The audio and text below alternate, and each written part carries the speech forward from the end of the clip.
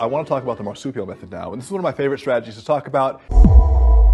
You're an entrepreneurial embryo, that's what you are. And so basically, the marsupial method is a great way to partner up with people. Now, what exactly is this, and how does it work? How do you set it up? Well, the main idea is you want to look for potential collaborators that have the same clientele as yours, but are non-competitive.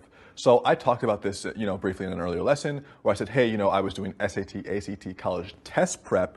I went to different admissions advisors who were not directly competing with my skill set, and we combined. They already had the clients, right? I had the skill. They took me under their wing and they were able to feed me clients. And of course, this is great because when you can find someone who has your ideal clientele but is non-competitive with you, and you guys can build a mutual relationship, it's a win-win.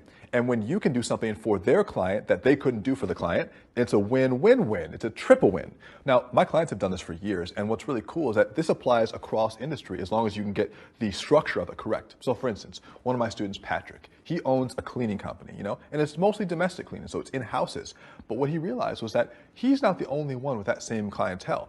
In fact, there are different organizations now, besides just Airbnb, that are working with individual homeowners associations and larger groups of houses to basically create monopolies in that industry, where they're renting out short-term leases on real estate property for vacations for people and for different types of community events. And Patrick said, rather than us trying to create business with every individual house in our neighborhood, and he's in Arizona, he's in Scottsdale, why don't we actually create relationships with these larger companies, these Airbnbs, these short-term rental companies, to become the preferred vendor of the house cleaning services for all their properties? Because guess what?